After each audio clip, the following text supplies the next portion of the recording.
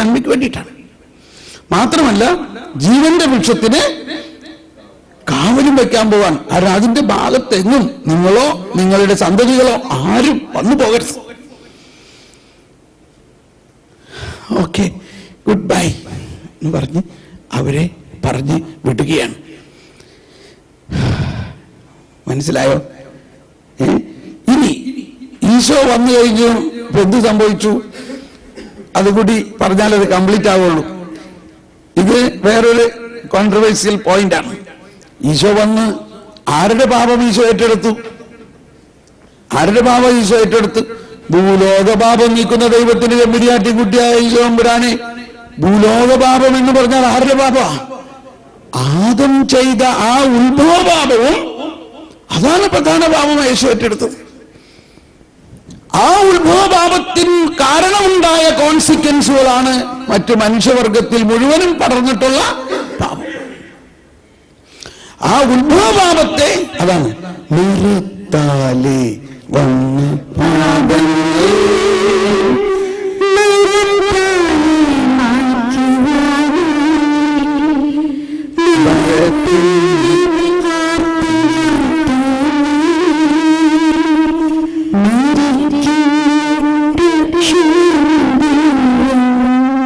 ശ്രദ്ധിക്കണം. അങ്ങനെ യേശു ഏറ്റെടുത്തത് വാസ്തവത്തിൽ ആദവും ഹവ്വയും ചെയ്ത പാപവും അതിൻ്റെ പരിണത ഫലങ്ങളും ആ പരിണത ഫലങ്ങളിൽ അടങ്ങിയിരിക്കുന്ന ശിക്ഷയും ആ പാപത്തിൻ്റെ എന്താണ് 3 കാര്യങ്ങൾ: പാപം, ശിക്ഷ, ശാപം, അതുമൂലം ഉണ്ടാകാനിരിക്കുന്ന ശാപവും. ഈ 3 കാര്യങ്ങളാണ് യേശു ഏറ്റെടുത്തത്. അങ്ങനെ യേശു അതെല്ലാം ഏറ്റെടുത്തു കഴിഞ്ഞു. ഇനിയാണ് വിശ്വാസ പ്രമാണം. അവൻ പന്തിയോസ് പിലാത്തോസിന്റെ കാലത്ത് പീഡകൾ സഹിച്ച് കുരിശിൽ തറയ്ക്കപ്പെട്ടു, മരിച്ചു, അടക്കപ്പെട്ടു, പാതാളത്തിലേക്ക് ഇറങ്ങി. 3-ാം ദിവസം മരിച്ചവരിൽ നിന്ന് ഉയർക്കപ്പെട്ടു. പാതാളത്തിലേക്ക് ഇറങ്ങി എന്ന് പറയുന്നതാണ് പലപ്പോഴും ഭാഷയിലുള്ള തെറ്റ്, മനസ്സിലാക്കുന്നതിലെ തെറ്റ്. പാതാളം എന്ന് അവിടെ പറയുന്നത് നരകമല്ല. അതായത് ദൈവത്തെ നിഷേധിച്ച്, ദൈവത്തിന്റെ രക്ഷാകരമായ കരുണയെ നിഷേധിച്ച് മാരകമായ പാപത്തിൽ ജീവിക്കുന്നവർ നരകത്തിൽ പോകും. അങ്ങനെയുള്ള നരകത്തിൽ പോയാൽ പിന്നെ അവിടെ നിന്ന് ആരെയും രക്ഷിക്കാൻ പറ്റില്ല. അത് അവനെ സംബന്ധിച്ച് നിത്യനരകമാണ്. പാതാളം എന്ന് പറയുന്നത് നരകമല്ല.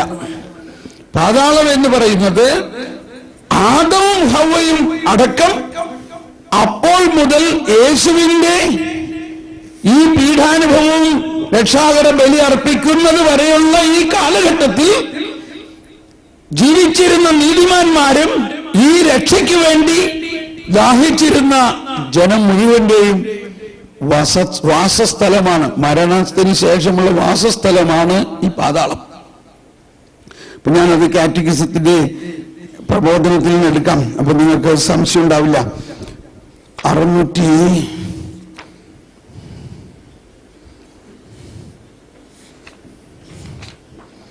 യേശു സ്വർഗത്തിലേക്ക് ആരോഹണം ചെയ്തു. ഇതാ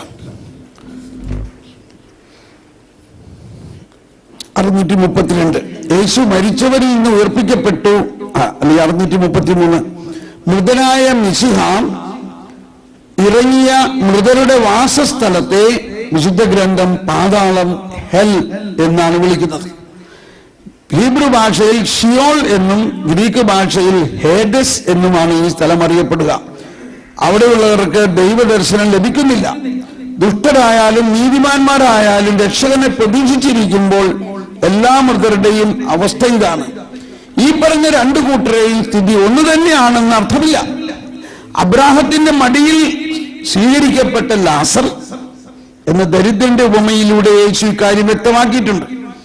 അബ്രാഹത്തിന്റെ മടിയിൽ തങ്ങളുടെ രക്ഷകനെ കാത്തിരുന്ന ഈ വിശുദ്ധാത്മാക്കളെ തന്നെയാണ് കർത്താവായ ക്രിസ്തു പാതാളത്തിലേക്ക് ഇറങ്ങിയപ്പോൾ വിമുക്തരാക്കിയത്. അപ്പോൾ ഇതിൽ ഏറ്റവും ആദ്യം അപ്പൊ ഈശോ മരിച്ച് പാതാളത്തിലേക്ക് ഇറങ്ങിയിട്ട് അതോടൊപ്പം ഈശോ മരിച്ച മറ്റു മനുഷ്യരോട് ചേർന്നു അവരുടെ ആത്മാക്കളോട് സുവിശേഷം പ്രവേശിച്ചു. എന്നിട്ട് അവരെല്ലാവരെയും സ്വർഗത്തിലേക്ക് കയറ്റി എന്നുള്ളതാണ്. ആര്? നരകത്തിലുള്ളവരല്ല, പാതാളത്തിൽ ഉള്ളവരെ. മരിച്ചവർ ദൈവപുത്രന്റെ സ്വരം ശ്രവിക്കുന്ന സമയം ശ്രവിക്കുന്നതും ജീവിക്കുന്നതിനും വേണ്ടി ക്രിസ്തു മരണത്തിന്റെ അഗാധതയിലേക്ക് ഇറങ്ങിച്ചെന്ന് ജീവന്റെ കർത്താവായ യേശു മരണം വരിച്ചുകൊണ്ട് ആ പാട്ടെന്നെടുത്തേ, ആ ആദത്തിന്റെ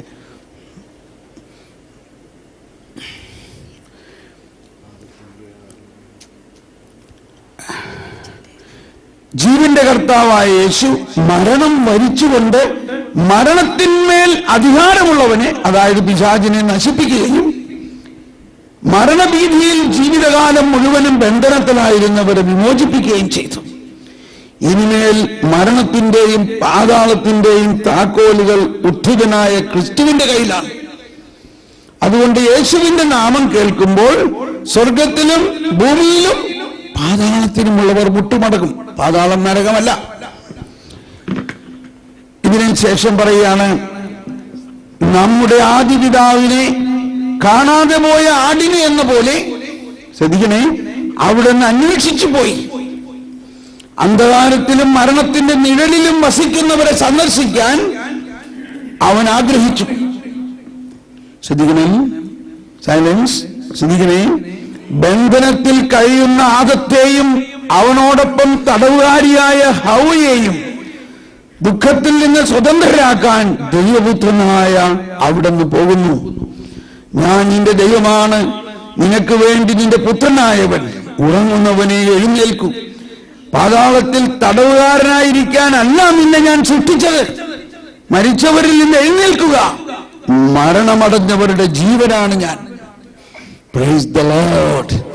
അങ്ങനെ ആദവും ഹവ്വയും യേശുവിന്റെ ഉയർപ്പിനോട് മുമ്പ് തന്നെ യേശു അവരെ തന്റെ രക്ഷാകര പദ്ധതിയിലൂടെ പാപവിമോചനം നടത്തിയതിനു ശേഷം ആ വിമോചനത്തിന്റെ യോഗ്യതയിലൂടെ അവരുടെ ജീവനെ സ്വർഗത്തിലേക്ക് എടുത്തു. Price the Lord. അങ്ങനെ എന്ന് കൂടെ പാടാം. ഇത് നമ്മുടെ ഈ ഓഫീസിലൊരു പാട്ടാണ്. അതിന്റെ ആദ്യത്തെ ഒരു വരി ഒന്ന് പാടിച്ചിരുന്നാലേ ട്യൂൺ കിട്ടുള്ളൂ. പോയി മറങ്ങീക്ഷണഭങ്കുരമാം ലോകമുന്നതിലെ ജളികാശകളും അക്ഷയരാജ്യം നേടാനുതകും നിക്ഷേപങ്ങൾ കരുതുക നമ്മൾ. സ്വർഗം ഭൂമിയിലിറങ്ങി ആദത്തിനും സന്തതികൾക്കും പറുദീസായിൽ പുനരധിവാസം നൽകുന്നതിനായി സ്വർഗം തന്നെ ഭൂമിയിലിറങ്ങി മഹിളാത്ഭുതമേ. കൂടി പാടാം.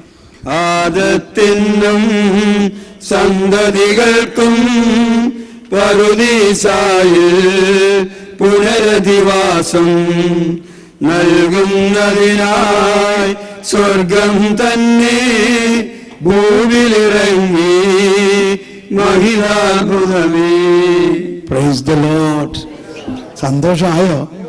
എന്താ സന്തോഷം എന്ന് പറഞ്ഞാൽ, ആദി ഉത്ഭവപാപം ചെയ്ത ആദിമാതാപിതാക്കൾ ഇന്ന് എവിടെയാ? സ്വർഗത്തിലാണ്. ഇതറിയുമ്പോ തന്നെ പിന്നെ നമ്മുടെ പാപത്തെ കുറിച്ച് വലിയ പ്രയാസമൊന്നുമില്ല എന്ന് വിചാരിച്ച് പാപം ചെയ്യാനുള്ള ലൈസൻസ് ആയിട്ടല്ല പറയണേ. നമ്മൾക്ക് ഭയമാണ് നമ്മൾ എവിടെ പോകുന്നുള്ളത്, ഇല്ലേ? അപ്പം സത്യം അറിയുകയും സത്യം നമ്മളെ സ്വതന്ത്രമാക്കുകയും ചെയ്യും. ഇപ്പൊ രണ്ട് കാര്യങ്ങളാണ് നമ്മൾ മനസ്സിലാക്കിയത്. ആദിമാതാപിതാക്കളെ പറുദീസായിൽ നിന്ന്, ഏദൻ തോട്ടത്തിൽ നിന്ന് പുറത്താക്കിയത് അവരെ ശിക്ഷിച്ചതല്ല, മറിച്ച് അവർ കൂടുതൽ പാപം ചെയ്യാതിരിക്കാനും അങ്ങനെ ജീവന്റെ വൃക്ഷത്തിൽ നിന്നെങ്ങാനും പറിച്ചു ഭക്ഷിച്ച് അവർ പാപാവസ്ഥയിൽ അമർത്യരായി പിശാചിനെ പോലെ ആകാതിരിക്കാനും വേണ്ടി ദൈവം തന്റെ രക്ഷയുടെ അതാണ് പ്രോട്ടോ ഏവങ്കേലിയം, ആദ്യ സുവിശേഷമാണത്. ഒന്ന് കണ്ണടച്ച് പ്രാർത്ഥിക്കാം. പരിശുദ്ധാത്മാവേ, ദൈവിക രഹസ്യങ്ങൾ ഞങ്ങൾക്ക് വെളിപ്പെടുത്തി തരണമേ. പരിശുദ്ധാത്മാവേ, ദൈവിക രഹസ്യങ്ങൾ ഞങ്ങൾക്ക് വെളിപ്പെടുത്തി തരണമേ. ഒന്ന് സ്തുതിച്ച് പ്രാർത്ഥിക്കാം. യേശുവേ സ്തോത്രം, യേശുവേ നന്ദി. Hallelujah, hallelujah, hallelujah, hallelujah, hallelujah, hallelujah. Praise the Lord. ഇതിനകത്ത് എന്തെങ്കിലും ചോദ്യമുണ്ടോ? ഇത്രയും കാര്യങ്ങളിൽ ചോദ്യം വരൂ.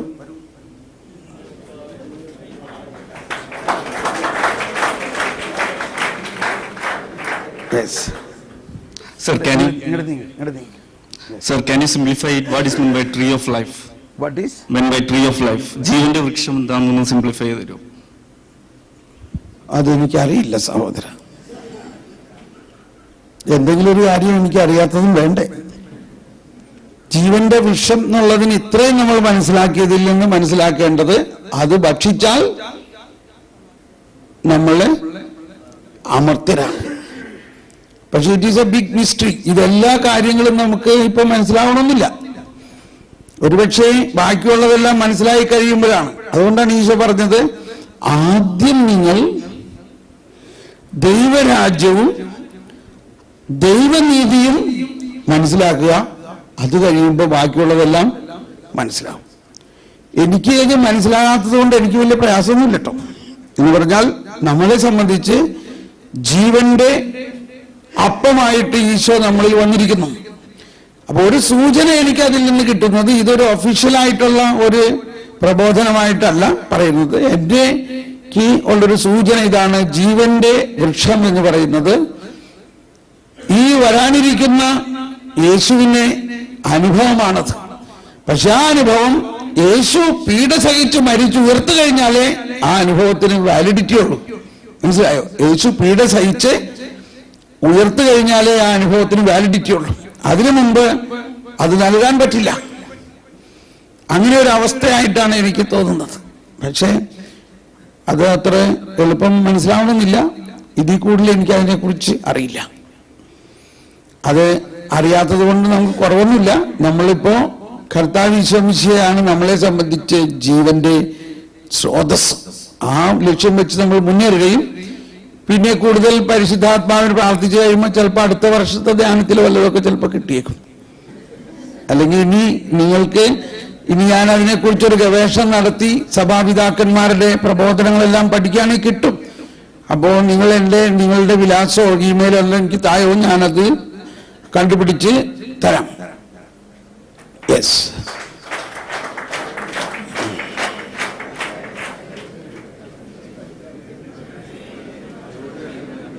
ചോദ്യമല്ല, ദൈവത്തിന് സമാധാനമായി. ഇപ്പൊ കേട്ടപ്പോൾ എനിക്ക് നേരത്തെ തോന്നിയൊരു ചിന്ത ബ്രദറിനോടൊന്ന് ചോദിക്കാണ്. തെറ്റാണെങ്കിൽ ക്ഷമിക്കണം. അതായത് ഏതൻ തോട്ടത്തിൽ വെച്ച് പറഞ്ഞൊരു കാര്യം, പാപാവസ്ഥയിൽ ജീവന്റെ പഴം തിന്നാൽ നശിച്ചു പോകുമെന്ന് പറഞ്ഞു. ഇത് തന്നെ ഈശോ പുതിയ നിയമത്തിലും പാപകരമായ അവസ്ഥയിൽ ദിവ്യകാരൻ ഈശോയെ സ്വീകരിച്ചു കഴിഞ്ഞാൽ നമ്മൾ മരിച്ചു പോകും, നശിച്ചു പോകുമെന്ന് പറയുന്നുണ്ട്. അപ്പോൾ ഈ ദിവ്യകാരനും ഈ ജീവന്റെ അപ്പവും തമ്മിൽ എന്തെങ്കിലും ഉണ്ടാവുമായിരിക്കും എന്നൊരു ചിന്ത എനിക്ക് തോന്നി. അതിന്റെ ഞാനിപ്പോ പറഞ്ഞത് ജീവന്റെ വൃക്ഷം, ജീവന്റെ അപ്പം എന്ന് പറഞ്ഞതെല്ലാം. അപ്പോ നമ്മളിവിടെ പറയുന്നുണ്ട്, ആ വാക്ക് എങ്ങനെയാണ് ആ വാക്ക്? അയോഗ്യതയോടെ ഈ അപ്പം ഭക്ഷിക്കുക. അപ്പൊ ഇവിടെ ഈ അയോഗ്യത എന്ന് പറഞ്ഞാൽ എന്താണെന്നുള്ളതാണ് വേറൊരു വിഷയം. എന്താണ് ഈ അയോഗ്യത? പാപാവസ്ഥ എന്ന് പറഞ്ഞാൽ വാസ്തവത്തിൽ അത് അയോഗ്യതയല്ല. കാരണം ഈശോ പറഞ്ഞേക്കണത് ഈ അപ്പം ഭക്ഷിക്കുന്നവന് ഇതെന്തിനു വേണ്ടി തന്നിരിക്കുന്നതാണിത്? ഇത് നിങ്ങളുടെ പാപമോചനത്തിനായി തന്നിരിക്കുന്നതാണ്. എന്താണ് ആ കുർബാന സ്ഥാപക വചനം പറയുന്നത്? ഇത് എൻ്റെ ശരീരമാകുന്നു, ഇത് നിങ്ങളുടെ പാപമോചനത്തിനായി ഞാൻ നൽകുന്ന എന്റെ ശരീരമാവും. അപ്പൊ പാപം എന്ന് പറഞ്ഞത് അയോഗ്യതാവണെങ്ങനെ? ഇപ്പൊ കോൺട്രവേഴ്സി ആയില്ലേ? അപ്പൊ എന്താണ് യഥാർത്ഥത്തിൽ അയോഗ്യത? അയോഗ്യത ഇവിടെ ഏദൻ തോട്ടത്തിൽ പറഞ്ഞത് തന്നെയാ. എന്താണ് അവിടുത്തെ അയോഗ്യത? അവൻ പാപം മൂലമുള്ള മരണാവസ്ഥയിലാണ്. ആ മരണാവസ്ഥ മാറുന്നത് എപ്പോഴാണ്? യേശുക്രിസ്തുവിനെ അവൻ സ്വീകരിച്ചു കഴിയുമ്പോൾ. അപ്പോ ഏറ്റവും വലിയ അയോഗ്യത എന്ന് പറയുന്നത്, ഇപ്പൊ നമ്മൾ കുർബാനയിൽ നമ്മൾ പറയാറുണ്ട്, മാമോദീസ സ്വീകരിക്കാത്തവർ വിശുദ്ധ കുർബാന സ്വീകരിക്കരുത്. മാമോദീസ സ്വീകരിക്കാത്തവർ എന്ന് പറഞ്ഞാൽ യേശുക്രിസ്തുവിൽ വിശ്വസിച്ച് യേശുക്രിസ്തുവിന്റെ ആ രക്ഷാകര കൃപാവരത്തിലൂടെ ആത്മാവിന്റെ ആ ജന്മഭാവ അവസ്ഥയിൽ നിന്ന് മോചനം കിട്ടാത്തവർ, അതാണ് അയോഗ്യത. അപ്പൊ അവരും ഇതൊക്കെ നമ്മളുടെ വളർച്ചയുടെ ഒരു വളർച്ചാധ്യാനമായിട്ടാണ് ഇത് മനസ്സിലാക്കേണ്ടത് കേട്ടോ. നാളെ ചെന്നിട്ട് എല്ലാവരും പറയണ്ട, എങ്ങനെ വേണമെങ്കിലും കുർബാന സ്വീകരിക്കാട്ടോ, ബ്രദർ പറഞ്ഞു ഇത് പാപമോചനത്തിന് തന്നേക്കണം. ബ്രദർ പറഞ്ഞതല്ല, ഇത് കുർബാനയിൽ 33 പ്രാവശ്യം പറയേണ്ടത് ഞാൻ പറഞ്ഞില്ലേ. കുർബാനയില് വചനം എന്താ പറയുന്നത്? ഈ കുർബാന സ്ഥാപക വചനത്തിൽ എന്താ പറയുന്നത്? ഇത് നിങ്ങളുടെ പാപമോ. ഇന്നലെ എങ്ങനെയാണോ നമ്മള് ഞായറാഴ്ച ഏത് പള്ളി? പെരുവണ്ണാമൊഴി പള്ളിയില് അച്ഛൻ പ്രസംഗത്തിൽ ഇത് തന്നെ പറഞ്ഞത്. ഞാൻ അത് കഴിഞ്ഞ് അച്ഛനെ പോയി അനുമോദിച്ചു അച്ഛനെ. അപ്പോൾ അച്ഛൻ ചോദിക്കും, ബ്രദറിനെ എവിടെയോ ഞാൻ സാർ എവിടെന്നാ വരണേ? ഞാൻ പറഞ്ഞു, ഞാനിങ്ങനെ തോമസ് പോൾ എന്ന് പറഞ്ഞു. ഞാൻ സാറിന്റെ ധ്യാനം ഇങ്ങനെ കൂടിയിട്ടുള്ളതാണ്. ഞാൻ പറഞ്ഞു, ആ പ്രസംഗം കേട്ടപ്പോൾ മനസ്സിലായി എന്ന് പറഞ്ഞു. കാരണം ഈ കുർബാനയെ കുറിച്ച് ഞാൻ മറ്റു ധ്യാനങ്ങളിലൊക്കെ വളരെ വിശദമായിട്ട് പറയാറുള്ളതാണ്. ഞാൻ അച്ഛന്മാരുടെ ധ്യാനത്തിൽ പറയും, നിങ്ങൾ എങ്ങനെയായാലും കുർബാനയെ കുറിച്ച് ഇടയ്ക്കിടയ്ക്കൊക്കെ വിശുദ്ധ കുർബാനയെ തന്നെ പറയണം. കാരണം നമ്മൾക്കിതൊന്നും അറിയില്ല. നമ്മൾ സാധാരണ ആളുകൾക്ക് ഇത് മുഴുവനൊന്നും അറിയില്ല. ഒരു പ്രാവശ്യം പറഞ്ഞാൽ പോരാ, പല പ്രാവശ്യം ഇത് പറയണം. അച്ഛൻ വളരെ മനോഹരമായിട്ട് അത് പറഞ്ഞു. അച്ഛൻ പറഞ്ഞ ഇതാണ്, വിശുദ്ധ കുർബാന നമ്മുടെ പാപമോചനത്തിനായിട്ട് ദൈവം തന്നിരിക്കുന്നതാണ്. വിശുദ്ധ കുർബാന എന്നത് യേശുക്രിസ്തു അർപ്പിച്ച ആ ബലി തന്നെയാണത്. 2000 വർഷങ്ങൾക്ക് മുമ്പ് യേശു അർപ്പിച്ച ബലി അന്ന് അർപ്പിച്ചപ്പോൾ തന്നെ അനന്തതയിലേക്ക് പ്രവേശിച്ചിരിക്കുന്നു. ആ അനന്തതയിലേക്ക് പ്രവേശിച്ച ആ ബലിയുടെ പുനരാവിഷ്കരണമാണ് ഇന്ന് നമ്മളിൽ ജീവിക്കുന്നവർക്ക് വേണ്ടി കിട്ടുന്നത്. അതുകൊണ്ട് ആ യേശുവിന്റെ ജീവിതം മുഴുവനും ഈ ബലിയിൽ ഉണ്ട്. പ്രത്യേകിച്ച് യേശു അർപ്പിച്ച ജീവിത ബലി. അപ്പൊ അതിൽ ഇതുണ്ടോ, അപ്പമെടുത്ത് സ്വർഗത്തിലേക്ക് ആരാധനായ പിതാവേ അങ്ങയുടെ പക്കലേക്ക് കണ്ണുകൾ ഉയർത്തി വാഴ്ത്തി വിഭജിച്ച ശിഷ്യന്മാർക്ക് നൽകിക്കൊണ്ട് അരുളി ചെയ്തു, ഇത് പാപമോചനത്തിനായി നിങ്ങൾക്ക് വേണ്ടി വിഭജിക്കപ്പെടുന്ന എന്റെ ശരീരമാകും. നിങ്ങൾ എല്ലാവരും ഇതിൽ നിന്ന് വാങ്ങി ഭക്ഷിക്കുവിൻ. ഇത് പാപമോചനത്തിനായി അനേകർക്ക് വേണ്ടി ചിന്തപ്പെടുന്ന പുതിയ ഉടമ്പടിയിലെ എന്റെ രക്തമാകുന്നു. നിങ്ങൾ എല്ലാവരും ഇതിൽ നിന്ന് വാങ്ങി പാനം ചെയ്യുവിൻ. അതിനുശേഷം റൂഹാക്ഷണ പ്രാർത്ഥനയിൽ അവിടുത്തെ പരിശുദ്ധാത്മാവ് എന്നുള്ളി വരട്ടെ, നിന്റെ ദാസരുടെ ഈ കുർബാനയിൽ ആവസിച്ച് അതിനെ ആശീർവദിക്കുകയും പവിത്രീകരിക്കുകയും ചെയ്യട്ടെ. ശ്രദ്ധിക്കണം, ഇത് ഞങ്ങൾക്ക് കടങ്ങളുടെ പൊറുതിക്കും പാപങ്ങളുടെ മോചനത്തിനും മരിച്ചവരുടെ ഉയർപ്പിലുള്ള വലിയ പ്രത്യാശയ്ക്കും നിന്നെ പ്രീതിപ്പെടുത്തിയ എല്ലാവരോടും ഒന്നിച്ച് സ്വർഗരാജ്യത്തിൽ നവജീവത്തിനും കാരണമാകട്ടെ. അപ്പൊ ഈ അർപ്പിക്കുന്ന ബലിയിലൂടെ ലഭിക്കുന്ന എല്ലാം നമ്മുടെ പാപമോചനത്തിനും നമ്മുടെ ശുദ്ധീകരണത്തിനു വേണ്ടിയാണ്. ശുദ്ധീകരണത്തിന്റെ ബലിപീഠമേ നിനക്ക് സ്വസ്തി. അതുകൂടാതെ മറ്റൊരുപാട് സ്ഥലങ്ങളിൽ ഉള്ള പ്രാർത്ഥന, വിശുദ്ധ കുർബാന സ്വീകരണ കഴിഞ്ഞിട്ട് വൈദികൻ കാസയും പീലാസയും തുടയ്ക്കുന്ന സമയത്തും അതിനുശേഷവുമുള്ള പ്രാർത്ഥന, അല്ലെങ്കിൽ ആ വിശുദ്ധ കുർബാന സ്വീകരണം കഴിഞ്ഞിട്ട് സ്വീകരണ സമയത്ത് തന്നെ വൈദികൻ പ്രാർത്ഥിക്കുന്ന പ്രാർത്ഥന എന്താണ്? മിശിഹാ കർത്താവിന്റെ ശരീരവും രക്തവും കടങ്ങളുടെ പൊറുതിക്കും പാപങ്ങളുടെ മോചനത്തിനും. ഇത് കറക്റ്റാണത്. നമ്മളിങ്ങനെ വിചാരിക്കരുത് കുംഭസാരത്തിലൂടെ മാത്രമേ പാപമോചനം കിട്ടുള്ളൂ. കുംഭസാരം യേശു അർപ്പിച്ച ബലി കഴിഞ്ഞിട്ടല്ലേ കുംഭസാരമുള്ളത്. കുംഭസാരവും മറ്റെല്ലാ കൂദാശകളും യേശുവിന്റെ ബലിയിൽ നിന്നുള്ള സ്രോതസ്സിൽ നിന്നാണ് വരുന്നത്, എല്ലാ കൂദാശകളും. അതുകൊണ്ടാണ് ദ മോസ്റ്റ് ബ്ലെസ്സഡ് സാക്രമെന്റ് എന്ന് പറഞ്ഞത്. ഇതാണ് ഏറ്റവും വലിയ കൂദാശ, blessed sacrament. The most blessed sacrament, the most blessed sacrament. ഏറ്റവും വലിയ കൂദാശ എന്താണ്? കുർബാനയാണ്. ആ കുർബാനയിൽ നിന്നാണ് ഇറ്റ് ഈസ് ഹീഞ്ച്ഡ്. മറ്റുള്ള എല്ലാ കൂദാശകളും യേശു അർപ്പിച്ച ബലിയിൽ നിന്ന് ഉത്ഭവിക്കുന്നതും അതിലേക്ക് എത്തിച്ചേരുന്നതുമാണ് എന്നുള്ള ബോധ്യമാണ്. പക്ഷേ എന്നിരുന്നാലും നമ്മൾ മാരകമായ പാപങ്ങൾ ചെയ്തിട്ടുണ്ടെങ്കിൽ കുമ്പസാരിച്ച് ശേഷമേ കുർബാന സ്വീകരിക്കാവൂ. അങ്ങനെയും നമ്മുടെ ആത്മീയ നിയമങ്ങളുണ്ട്. അതാണ് നിയമം. അപ്പോൾ ആ മാരകമായ പാപാവസ്ഥയിൽ ആ ആത്മാവിന് ഈ യേശുവിന്റെ കൃപാവരത്തെ സ്വീകരിക്കുന്നതിനുള്ള പ്രിപ്പറേഷൻ ഇല്ല എന്നർത്ഥം. പക്ഷെ എന്നിരുന്നാലും ഈ കുർബാനയിലൂടെ ഇവിടെ പറയുന്നുണ്ട്, സ്വർഗത്തിന്റെ പ്രത്യാശയായ. അപ്പൊ അതുകൊണ്ടാണ് നമ്മൾ അവിടെ ഒരു അനുതാപ ശുശ്രൂഷ നടക്കുന്നുണ്ട് കുർബാന സ്വീകരണത്തിന് മുമ്പായിട്ട്.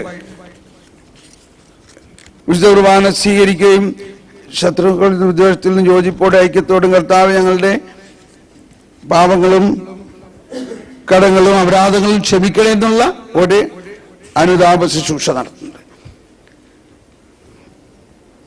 നമ്മെ ജീവിപ്പിക്കുന്ന കർത്താവ് ഈശോ മിശിഹായുടെ കൃപാവരം അവിടുത്തെ കാരുണ്യത്താൽ നാം എല്ലാവരിലും.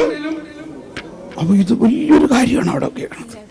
നമ്മെ ജീവിപ്പിക്കുന്ന, എന്താ നമ്മൾ ജീവിപ്പിക്കേണ്ട ആവശ്യം? ഇപ്പോ നമ്മൾ പാപാവസ്ഥയിലാണ് ആണെങ്കിൽ ഈ വിശുദ്ധ കുർബാന സ്വീകരണത്തിലൂടെ നീ ജീവാവസ്ഥയിലേക്ക് വരും. കാരണം ക്രിസ്തു തന്റെ ജീവൻ അർപ്പിച്ചുകൊണ്ട് നിനക്ക് വേണ്ടി ജീവൻ നേടിയിരിക്കുന്നു.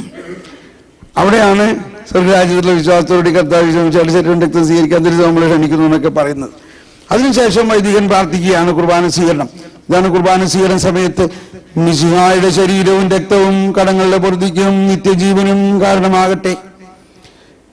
കുർബാന സ്വീകരണത്തിന് ശേഷം മനുഷ്യവർഗത്തിന്റെ പ്രത്യാശയായ മിശിഹായെ ഞങ്ങൾ ഭക്ഷിച്ച തിരുശരീരവും പാനം ചെയ്ത തിരുരക്തവും ഞങ്ങൾക്ക് ശിക്ഷാവിധിക്ക് കാരണമാകാതെ കടങ്ങളുടെ പൊറുതിക്കും പാപങ്ങളുടെ മോചനത്തിനും നിന്റെ സന്നിധിയിൽ സന്തുഷ്ടിക്കും നിദാനമാകട്ടെ.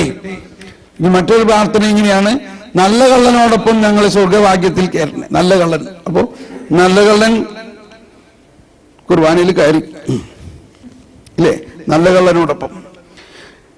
പിന്നെ കർത്താവേ വിശ്വാസപൂർവ്വം ഞങ്ങൾ സ്വീകരിച്ച ദിവരഹസ്യങ്ങൾ ഞങ്ങളുടെ കടങ്ങളുടെ പൊറുതിക്ക് കാരണമാകട്ടെ. യുഗങ്ങളുടെ രാജാവായ മിശിഹായെ നീ ദാസന്റെയും സൃഷ്ടാവിന്റെയും സദൃശമാകുന്നു.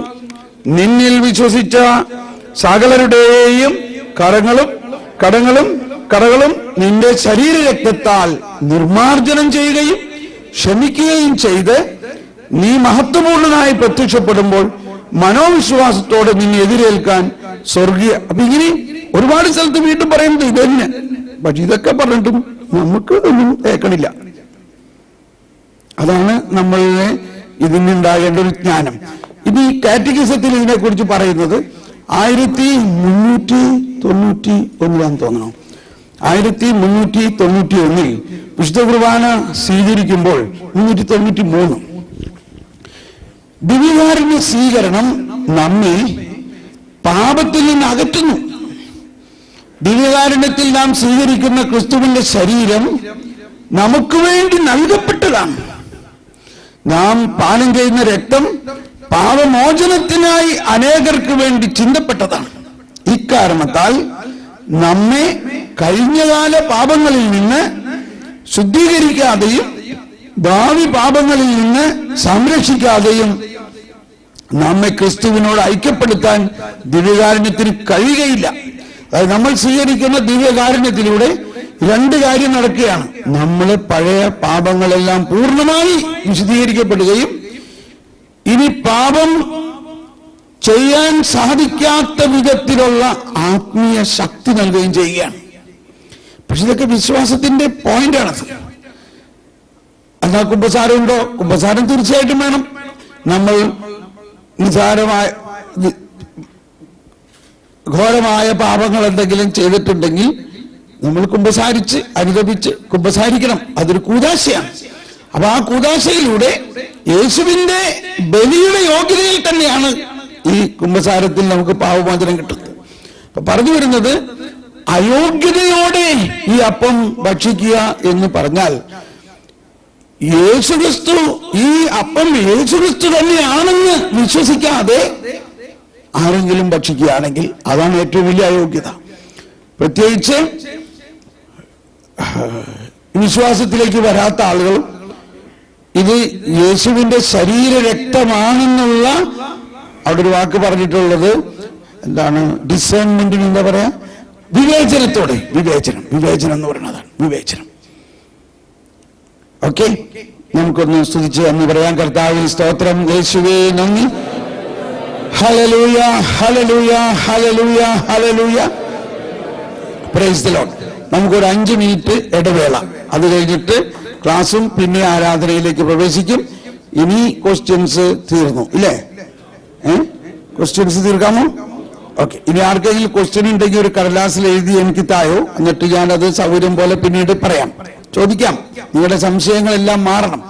Praise the Lord. നമുക്ക് പെട്ടെന്ന് ഒരു ഇടവേള 5 മിനിറ്റ് പുറത്തു പോയിട്ട് വരാം.